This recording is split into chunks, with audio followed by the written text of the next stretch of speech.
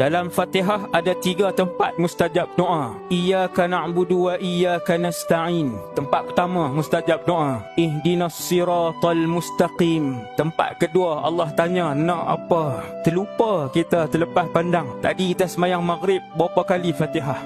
3 kali Fatihah. Ada 9 kali tempat yang Allah tanya nak apa. Bila kita sebut Fatihah, Alhamdulillahi Rabbil Alamin, Allah Ta'ala jawab, Majjadani abdi, hamidani abdi wa majjadani abdi. Hambaku memuji aku, membesarkan aku. Bila kita sebut Iyyaka na'budu wa iyyaka nasta'in, wahai Allah, aku sembah kamu saja, aku minta pertolongan kamu saja. Allah Ta'ala kata, apa yang kamu nak? Apa permintaan kamu? Tiap-tiap kali kita baca Fatihah, sebut 3 ayat ni. Waktu tu niatlah dalam hati, as'alukal jannah ya Rabb. Niat dalam hati, laju-laju, jangan duk berhenti lama-lama pula. Aku pohon syurgamu wahai Allah. Ihdinas siratal mustaqim. Matikan kami dalam keadaan husnul khatimah.